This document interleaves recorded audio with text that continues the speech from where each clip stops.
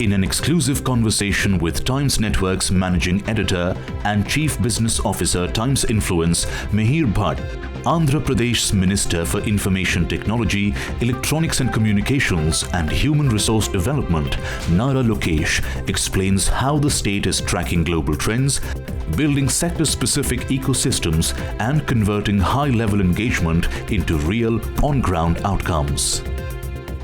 Welcome to our special coverage from Davos 2026. I have a very special guest with me. I have the IT Minister of Andhra Pradesh, Nara Lokesh, with me. Sir, thank you so much for joining us on Times Network. It's a pleasure having you on our network. We have been covering Davos extensively. What stands out in case of Andhra Pradesh is, Andhra Pradesh never indulges into announcing huge numbers or the number of MOUs or the value for the MOUs and all. But there are some very intense core B2B meetings. So this year, what's your experience at Davos? No, I alone have had close to 40 one-on-one meetings. And in addition, of course, the Honorable Chief Minister is here, the Industries Minister is here.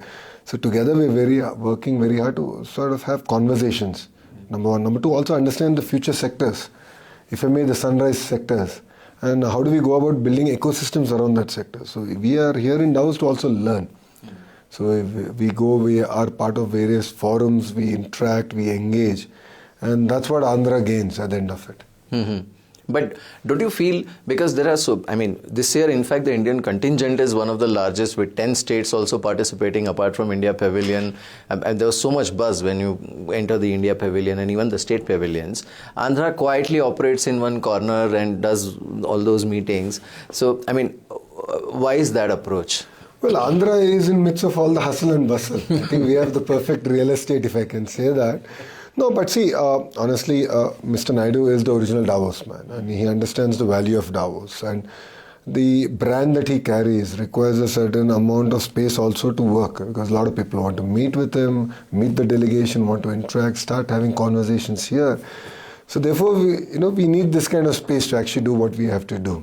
Right. And then it's also a great opportunity, of course, to also present our story, the Andhra story. If you look at it, in the last 18 months, we made substantive progress. Close to 25% of investments have now come to Andhra. So Andhra is now here, and Andhra is back to doing business. So we need to position ourselves, position our stories, and of course, celebrate our success while we work on our failures. This year, what are your key takeaways? You attended quite a few sessions also inside the Congress at WEF. What are your key takeaways? So I think more and more geopolitics has become uncertain, and during uncertain times, I think India has a great opportunity to rise, and this is India's time. One thing that everyone's been telling clearly, that India has a very strong leadership at the federal level, that's at central government level and at the state level. People are very appreciative of our democracy, how robust and strong it is, and how the government is taking decisions, keeping the next 25, 30 years in mind, and not just tomorrow or day after in mind. And this crisis is helping us. This geopolitical crisis is helping us emerge, take tough decisions, look at every regulation. And the world is really appreciative at the speed at which we're able to get things now done. Mm-hmm. But, you're right that it's actually a great opportunity for India. I did, at least in my interactions, I did sense a bit of a apprehension in terms of which way the trade war will swing, what will happen in terms of trade deal with US, what happens to H1B. You met so many leaders, you did more than 50 odd meetings. Did any of these issues surface in those meetings? Are people concerned, especially the global investors? Surprisingly not. They're like, let's get started. What can we do? How's the state looking at building these ecosystems? And how can we ensure that whatever we do stands the test of time in politics? So that's been the approach. And in fact, if you look at it, aqua is very big in my state, right? And shrimp was one of the early commodities to be hit hard by tariffs. But then we re-looked at it. We said, okay, what's the entire value chain? We're competing with Ecuador. What is the differential in tariff? How do we go about ensuring that the companies and the farmers are not affected? So we as a state gave huge subsidy on power. And other players in the value chain have started cutting back on their cost, making themselves more efficient so that we can pass this on. So we've done that entire reorganization, and that particular sector is growing like never before. So again, crisis is an opportunity, and I believe that India does always well. when our backs are up against a wall. That's true. This year, in fact, at Davos, one of the key, a couple of key areas or sectors, I would say, which are really buzzing. One is obviously artificial intelligence. The second is semiconductors. Third is the quantum. Fourth is, the manufacturing supply chain and the diversification of that. So what are your key takeaways in these areas, and what are going to be Andhra's priorities in these sectors? See, honestly, all the sectors that you have just said are very important and core to our growth. But Andhra has now identified 22 areas to be very focused. So starting from even a glass city, a drone city, a space city, automotive city. We have an aqua city, the entire aquaculture ecosystem that's getting built. Compressed biogas ecosystem that's getting out. Medical devices manufacturing, pharma, steel. One of India's largest steel plant, the greenfield steel plant, is going to get built by ArcelorMittal. But what excites me is the tight vertical and horizontal integration. Now, verticals, what do you mean by verticals? All the players of an ecosystem, how do we bring them into it? So it's not just about getting the glass manufacturer, but how do I get the guy who makes the equipment for the glass manufacturer? All in a 100-kilometer radius. Make this ecosystem to thrive. And then I look at the horizontal. Horizontal is where education comes in, skills come in, the testing facilities come in, certification facilities come in. That's the approach that we're taking. You'll be surprised to hear 50% of India's air conditioners are manufactured in my state. Wow. And with the 3 deals we've done, it'll be 70%. So I now need to work with them to strengthen my ITIs, polytechnics, to get the blue-collar jobs and job ready when our kids graduate out of ITIs and polytechnics. So we are working very close with industry. Now think about this across 22 sectors. So quantum is another sunrise sector that we've been very focused on. And we're getting South Asia's first 153-qubit quantum computer coming to Amravati. But as a state, we're working very systematically. It's not just about bringing a quantum computer. We had a challenge on building the use cases for this quantum computer and using the quantum compute, to deliver results. Then we're working with the industry on, how do we get the entire training done. We have level 1, level 2, level 3 training. Starting from basic awareness to more research, startup ecosystem getting built. And then how do you create a policy to tie up all the startups together to create a meaningful outcome? So this is how we're looking at a very tight ecosystem. Only then will these ecosystems thrive and stand the test of time. Right. So like you rightly mentioned, if the Southeast Asia's first quantum computing system is coming to Andhra, are you somewhere envisioning that Andhra will end up leading the quantum revolution as far as Indian subcontinent is concerned, or maybe Southeast Asia? Absolutely. No second thoughts about it. Because quantum mission has been around. The Honorable Prime Minister saw that this is the future. He's put out the mission, but then none of the states really used it. Andhra saw an opportunity and seized of it. And then we're going about it very systematically in terms of execution in Andhra Pradesh. Right. One challenge which I have seen, at least, from a journalist point of view, if I look at it, a lot of times what happens is the states end up announcing a lot of MOUs, end up announcing a lot of meetings and all, but the conversion ratio is not very encouraging. If you look at numbers 1 or 2, 3 years down the line, when we review the numbers, in some cases we have seen that the conversion is actually less than 50%. And that's where I think, the real challenge is. What is your vision to tackle a dilemma like this or a situation like this? See, in the last 18 months, we've so far signed 764 projects. Some of them have MOUs, some of them don't have MOUs. So we are not very eager to sign MOUs. Our approach has been is we shake hand, then it no longer is the entrepreneur's project, it's become a shared vision. So the shared vision between the entrepreneur and the state. So that's been our approach. Right. That's how we're able to land projects. So 764 projects so far in the last 18 months are in different phases. And I am the chair of the group of ministers to create 20 lakh jobs in 5 years. And we personally review it, and every 15 days we review each and every project to make sure that they are moving from one stage to the next stage and nothing is getting stuck due to various other challenges. It could be legal, it could be land, it could be water, it could be power, whatever it is. But all the projects have to move. Right. And that's been a very systematic approach that we've taken in Andhra Pradesh. And that's what makes Andhra Pradesh very unique. Speed of doing business. Andhra stands as a testimony to it. So companies that choose speed are choosing Andhra Pradesh. Right. But when we speak to foreigners, I mean, their view somewhere is slightly that because so many states are competing with each other, especially for foreign or global operators, it becomes a slightly confusing narrative that while India is a great story, the states are competing a little too much among themselves. You obviously stand out because you have not announced any MOUs or you have not really announced any big numbers sitting here in Davos, but that happens. Perceptually, how do you look at it? See, I think different states use Davos platform in a very different way, and I think each state is unique, and I mean they should do what suits them best. But Andhra Pradesh has always taken a very different approach. See, Mr. Naidu has been coming to Davos since 1995. Right. He's the original Davos man from India, and his focus has been very clear that we are here to learn and we are here to engage. So there were many conversations that started here, and then they were closed once we went back. So we never felt the need to make announcements sitting here in Davos. That's been our approach. But what makes it even more exciting for us is we are all here to learn. In quantum, I did a session this morning. We spent an hour and a half with academicians from across the world, with startups from across the world. And funnily enough, I was the only politician/policymaker in the room. Wow. And the exciting bit is, where I presented what my thoughts were on how to build the entire quantum ecosystem. And then I asked them for their feedback. So, because you had the best minds in the room. I said, boss, give me feedback. Tell me, is the direction in which we are thinking right or wrong? So we had a lot of feedback. I have got 32 points of feedback that I believe that we should actually carefully evaluate as we go about implementing a quantum mission. So Andhra uses Davos quite differently. And Mr. Naidu also does a lot of sessions in the Congress. But of course, we showcase the India story and the Andhra story. But parallelly, we are also here to learn. And that's what makes, the Andhra, the way Andhra uses Davos different from other states. That India has actually identified the core challenges in the core areas really well. So you look at Skill India mission or various missions that India and the Honorable Prime Minister has launched. But maybe somewhere it falls off the cliff in execution in some states. So the spread of those missions is not very even. And that creates pockets of challenges within the federal, territory itself. What is your view on that?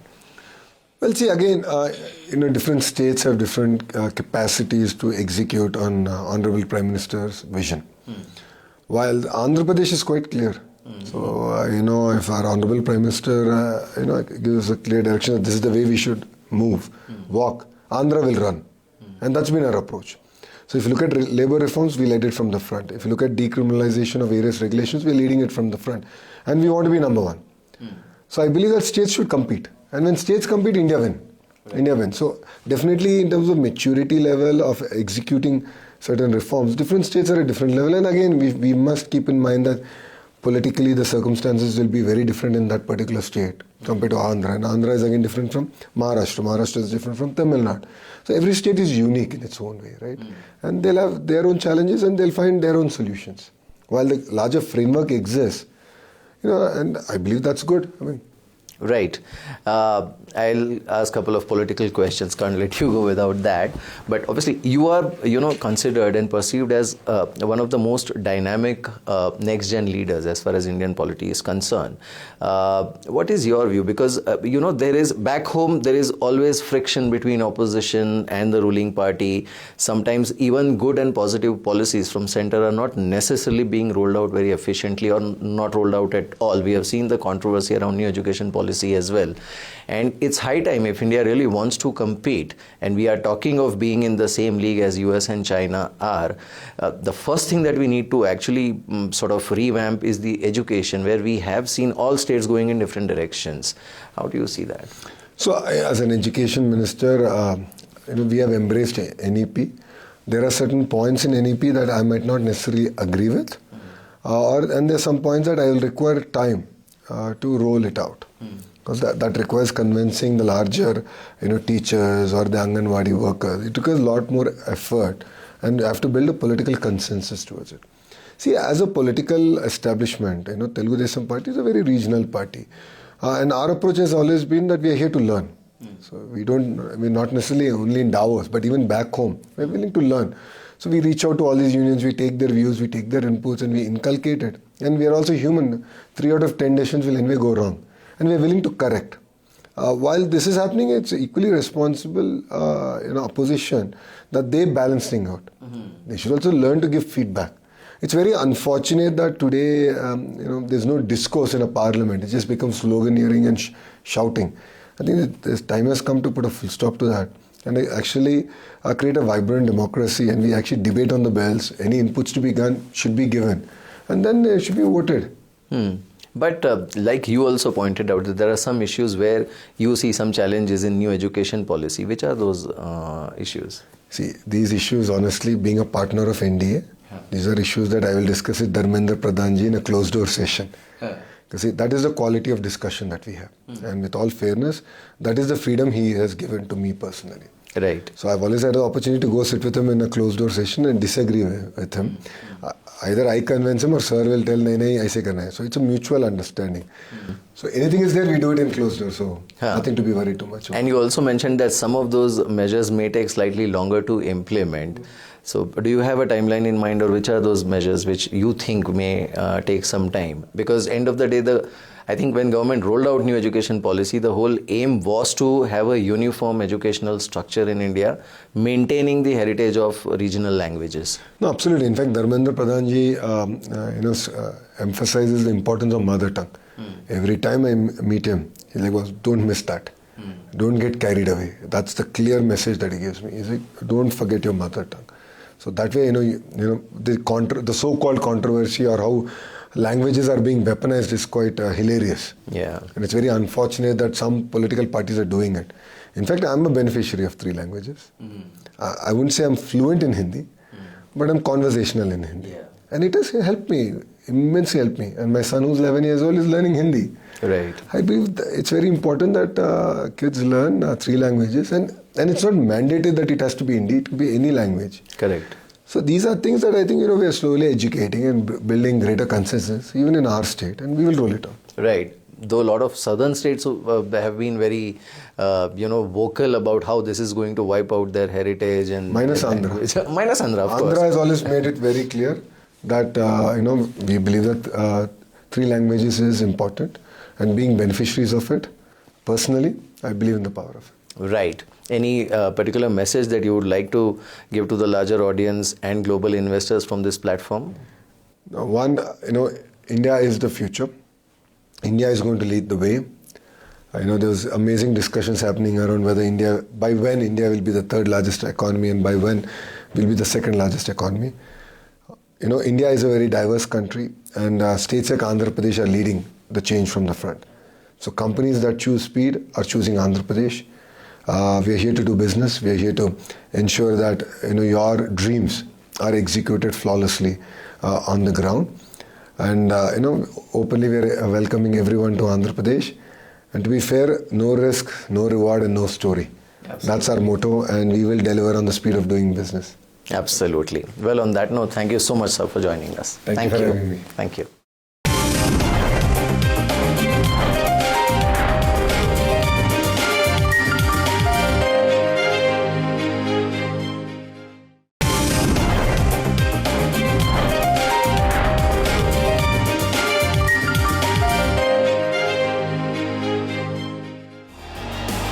In Davos, Andhra Pradesh made governance its strongest pitch. At the World Economic Forum Annual Meeting 2026, the state, led by Chief Minister N. Chandrababu Naidu, positioned itself as speed-driven governance with focus on growth, investment and job creation strategy. After 4 intensive days, the delegation concluded WEF with massive haul of investment commitments and strategic partnerships. From heavy industry to cutting-edge AI, brand Andhra Pradesh took the center stage in Davos. I'm now joined by Dr. Yuvraj, who's the Secretary of the Ministry of Industries and Commerce with the government of Andhra Pradesh. So thank you so much for talking to us.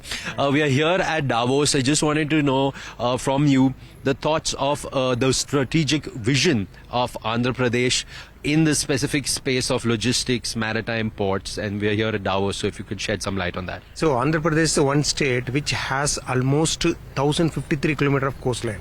It is naturally endowed, and we are already having around 6 operational ports, and we are constructing another 4 ports which will be operational by end of this year. The vision of the Honorable CM Chandrababu Naidu is that the state should have every 50 kilometers either one big port or a shipbuilding cluster or a fishing harbour which can be creating as a hub and spoke model for the maritime trade. How important is this maritime ports logistics in the overall plan of Andhra Pradesh for the next 5 years or next many years? How important is this space in that? See, 2 things I just wanted to bring to notice. So what our CM is having is, he has two broad vision. One, the logistic operational cost in India is quite higher. It is coming at almost like 14%. So we have to reduce to 8%. So the only way is using the natural endowment of the coastline and the port and other related maritime trade.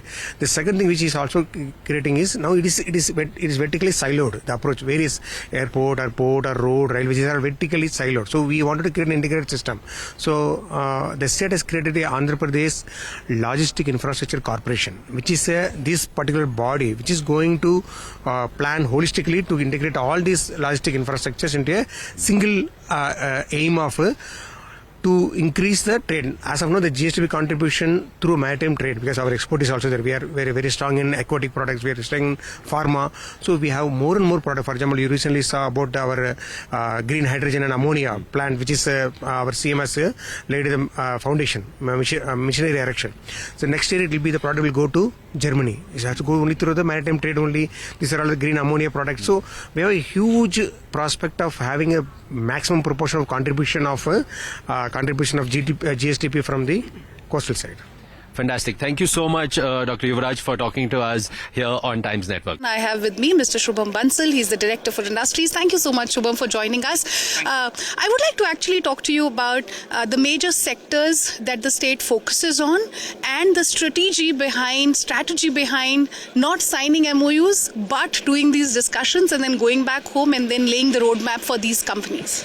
Thank you very much. I think Andhra Pradesh is at a very interesting stage right now. Recently in Partnership Summit, we had investments coming to the tune of almost 13 lakh crores. Not only that, the natural advantage that Andhra offers is known to all of us. Apart from that, there's also speed of doing business now. With this, we are focusing on large-scale clusters across various sectors, aerospace, defense.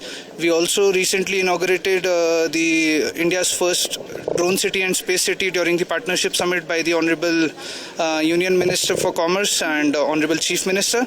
I think we are at a very interesting stage with respect to these. Apart from this, electronics, pharma, textile, we have huge bulk drug, we have huge parks coming up in Andhra, ready to plug and play infra. We are there. How is it Andhra Pradesh is different? Do I say the leadership of the Honorable Chief Minister and also the speed of doing business is what matters in Andhra? Certainly, I think it is the guidance from the top. The guidance and the speed at which we want to move. If you take the case of Andhra Pradesh aerospace and defense clusters, we are coming up with multiple clusters. We are coming near Bangalore, we are coming near Hyderabad. We have different nodes. We are spreading it across and we are listening to investors' demands. Several companies have already come in. We are also open to create new clusters. If you take the example of Drone City, which is again India's first, almost 11 or 12 companies have already come in. Space City also. So it is moving at a fast speed. And it is the intent that matters.